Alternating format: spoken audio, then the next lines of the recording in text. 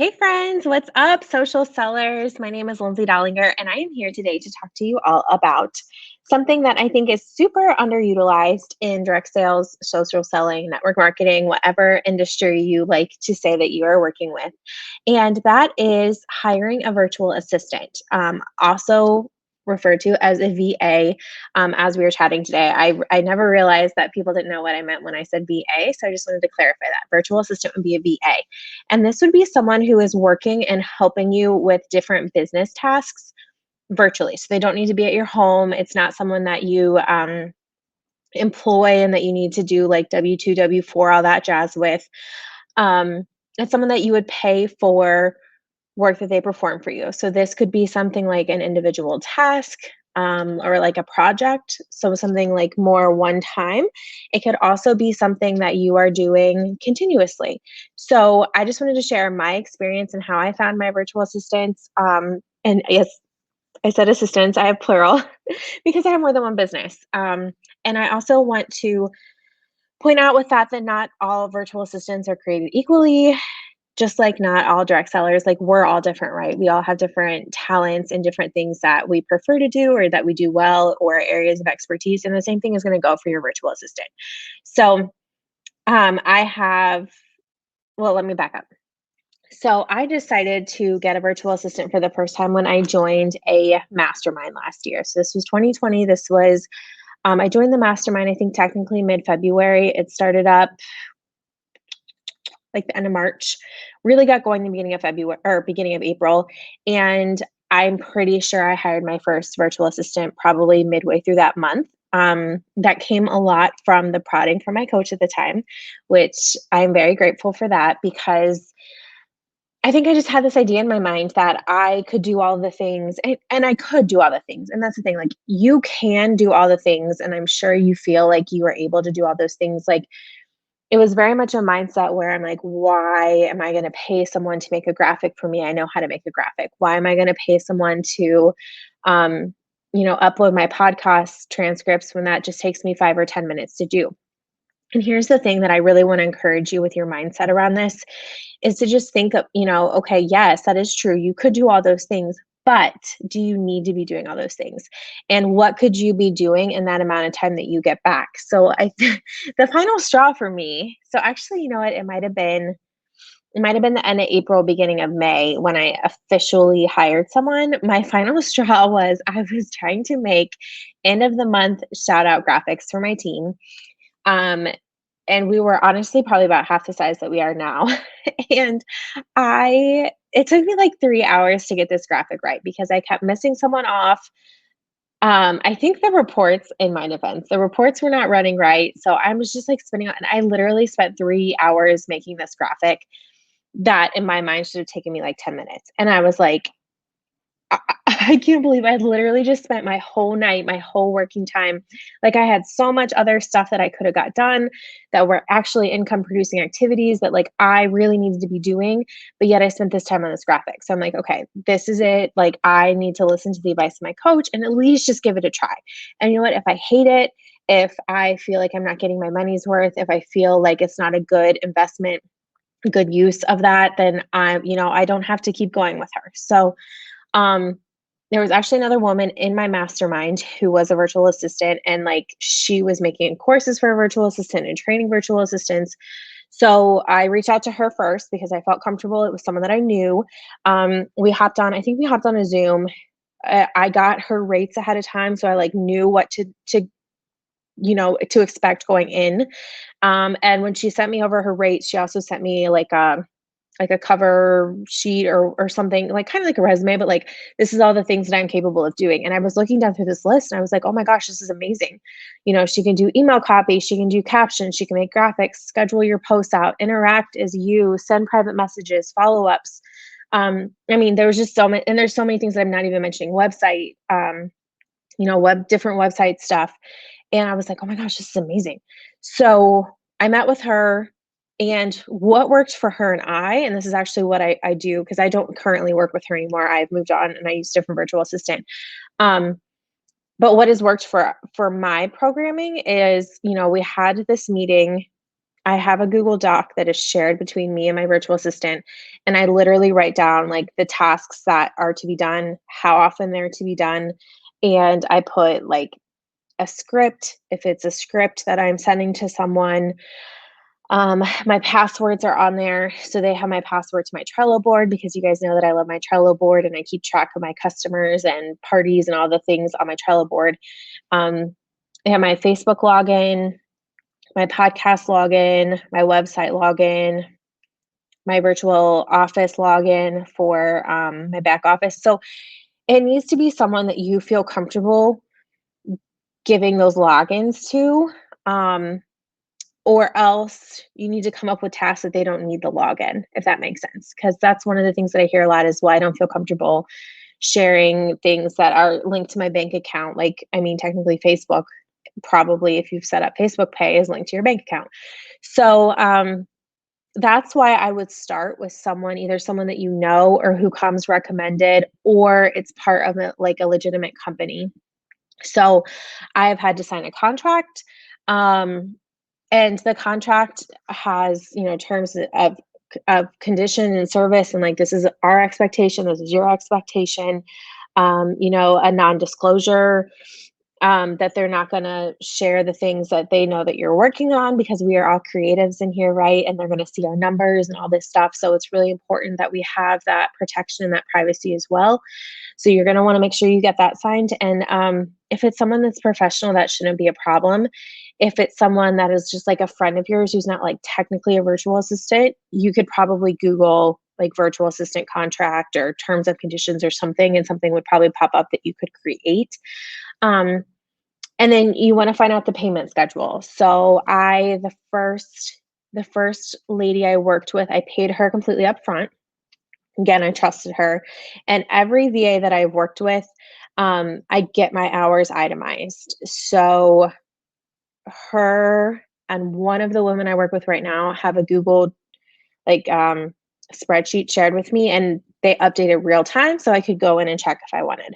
And like when I very first started, like my first week, I would go and check because I was just curious. I'm like, okay, how much time is stuff really taking? Because I was a little nervous, I didn't know. And I'm like, is it going to take her 5 hours to make a graphic like it did me, or is it going to take a half an hour? Right. So I did check that. I don't check it now. It's been going fine for me. I mean, I've been using a virtual assistant now for well over a year, and knock on wood, there's been no problems.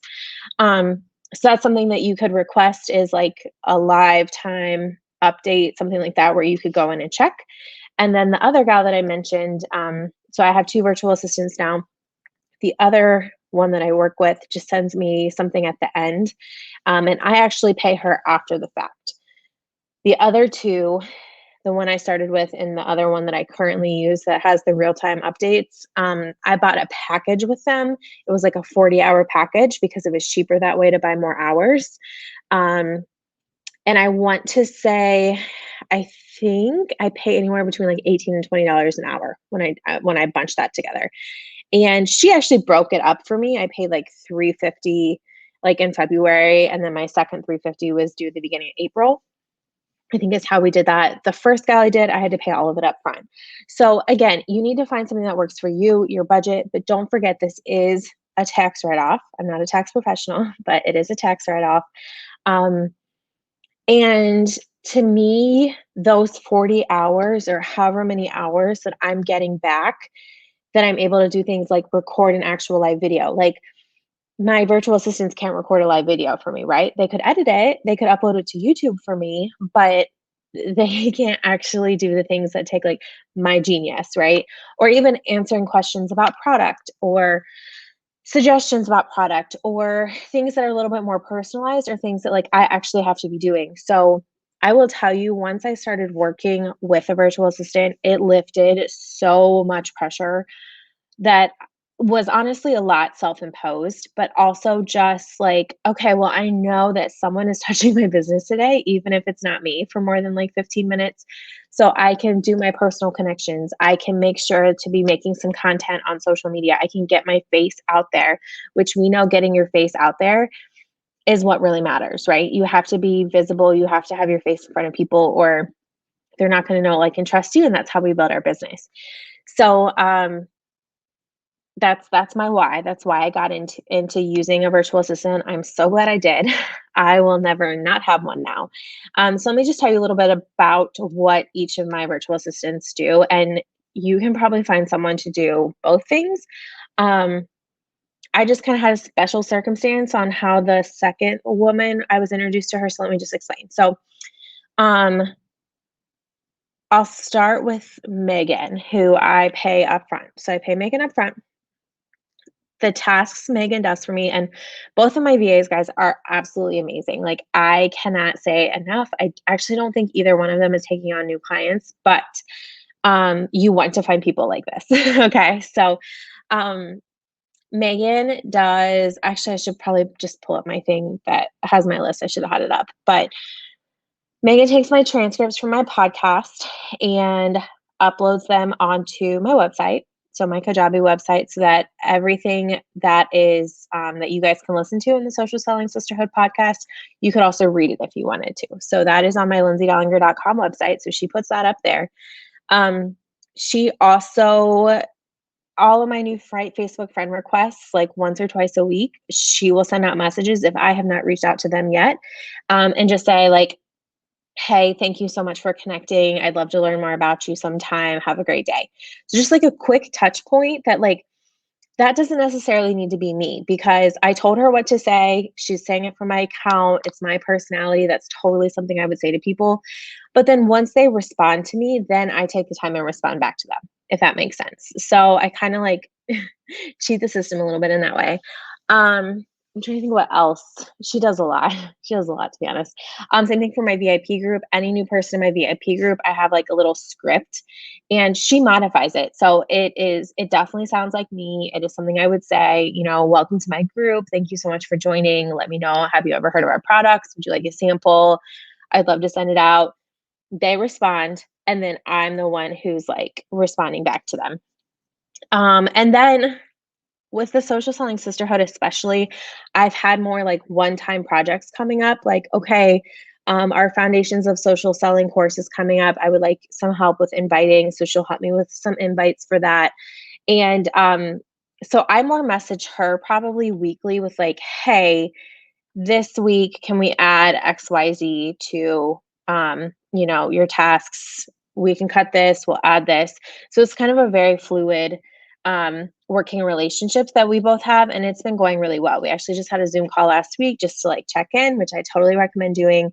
Um, and I'm super hands off, and some people are more hands on, but to me, the purpose of having my virtual assistant is it's someone that I trust. It's someone who knows me, knows my language, knows my values. And so I can be a little more hands off. I trust that she's going to send the messages that sound like me, that are not icky, that are not spammy, that are going to make people feel good. And then I'll be able to like continue that conversation. She also makes my audiograms for my podcast and gets those posted on Instagram, my Facebook group, my Facebook page, and Pinterest, which has been really great. So she's helping me build my Pinterest audience a little bit. And same thing, she'll make pins for things. My course coming up, just kind of little different odds and ends. And we have a relationship through Voxer. So I'll just send her a quick box and we check in back and forth a few times a week. Works great, super flexible, super convenient. Absolutely love Megan. My other virtual assistant is Chandler. Chandler is the daughter of one of my two current coaches that I work with. And she also works with several other women who are leaders in my company. So she already had all that experience before I got to work with her, which was amazing. So she goes into my back office. She will pull up my monthly reports. And at first I was having her do weekly reports and making graphics. Oh, she also has my Canva login. Both women do. I was having her do like weekly shout outs, and honestly just got to be kind of a lot for the size team that I have. So she does all of my monthly end of the month graphics, lets me know when they're done so I can go ahead and post them and put my own wording and all of that. She does a motivational Monday post in my group. We do a Sunday shine spotlight on someone from our team, and those are things that get nominated. So she has access to that Google form with all the responses, and she makes the graphic. She copies and pastes what they say and makes like a nice post in my team group. So she does a lot of the scheduling for, um, the recognition in my team space. Like pretty much all the recognition besides I make a banner every month. And honestly, I kind of enjoy doing that because that is my time that I go in and I look at my reports and stuff like that. Um, so I'm not completely hands off my business, I promise. So she does all of that. She also schedules my girls' night in my Facebook group. So I'll just send her a link. I'm like, okay, I want this one scheduled on this day. Like it's just a link to the pictures. And she knows like the wording that I use more or less. She goes ahead and schedules it out. And then I can go in if I want and I can modify the words that she chose as the captions for the posts, if that makes sense. So I do that sometimes I forget and it works fine either way. She also schedules my post in my VIP group every day at noon. There's a post that goes up and she schedules that for me every week. And again, I'm completely hands off. She knows what group to find them in. She pulls the pictures from that group, sticks it up with what it's a picture of, and my team and my community are none the wiser. So she does all of that for me. I feel like I'm forgetting something else that she does. So anyway, you will see those are, those don't have to be your task. I know some people have their virtual assistant do follow-ups for them, send samples for them. If you're able to do, samples, some people, if you have, especially I've heard of people who have people working that come like to their home, especially pre-COVID, or maybe it's a family member or a neighbor or something like that, and they actually help them package things and ship them out. Make it work for you. I think that's the biggest thing that I'm trying to share. Think of the things that like you personally don't have to do. Think of the things that maybe you dread doing, you really hate doing, that kind of like suck the joy of your business out from you. Those are the things that I would consider outsourcing first. And it can be an hour a week. I mean, I'm trying to remember, I just paid Chandler's bill this morning. I want to say that it was like 8 hours of work, maybe. And so, like, I'm just thinking to myself, okay, those 8 hours, that's 2 hours a week. That's essentially my four workouts if I do 4 half-hour bike rides. So, like, think of the things. And when I really started thinking, okay, well, what do I actually get back with 8 hours? Okay, well, that is 4 half-hour bike rides a week that I get back by having a virtual assistant just do part of that. Or the time that Megan spends on my podcast transcripts and doing, like, just thinking of all of that time that I'm getting back, or I'm getting to spend with my family, or ideally that I'm spending back on my business. It's a training I can go to, it's a training I can give, it is people that I can connect with, it's one-on-one calls I can do, it's planning an opportunity event. So that's where you kind of get to weigh the cost and what you could possibly get out of that time. And the very last thing that I want to point out is, or chat about, is how you can find a virtual assistant. So nowadays, I feel as though if you just put a post up on your Facebook wall and said, I'm looking to hire someone to be a virtual assistant or to help me out virtually for an hour a week, 2 hours a week, 3 hours, whatever.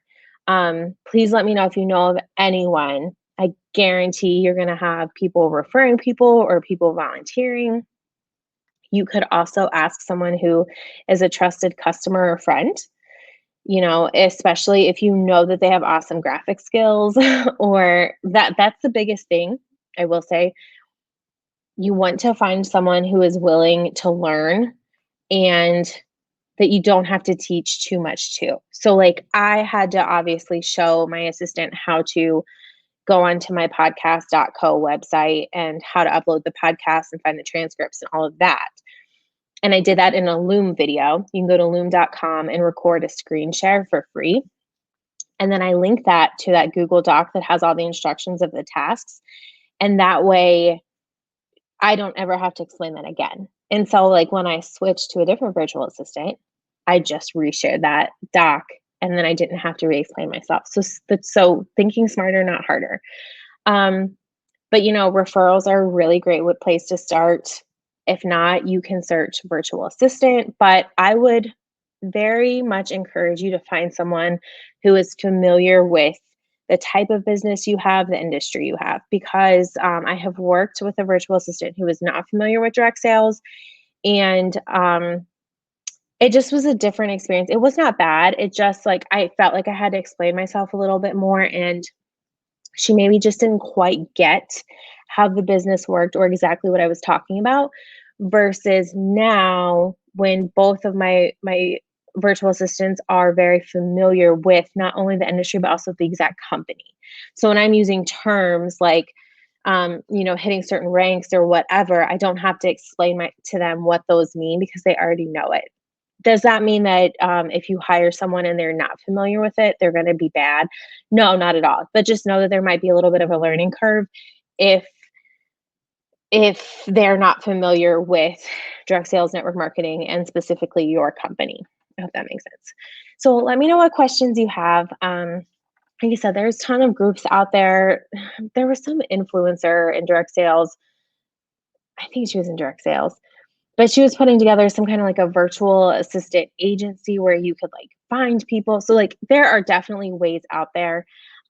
If it's just like a one-time project, you could also put a feeler out for that. But you can also go to Fiverr.com. I think it's Fivrr.com. Um, and maybe even Creative Market. Creative Market might also have things for like a one-time project, like making a presentation for you or something like that. Um, but use the power of social media, search virtual assistant hashtags, search direct sales virtual assistant, social selling social assistant. I'm sure you will find people out there. Heck, ask around in this group too. Someone might be working with a virtual assistant and you had no idea, and they might be willing to share their names if they're accepting new clients. So I hope this was helpful. Really think about this. Think about how you can fit this into your budget. For me, I when I figured it out and I'm like, okay, $700 for 40 hours seems like a lot, but like how much product would I have to sell to be able to pay for that? And it was totally doable.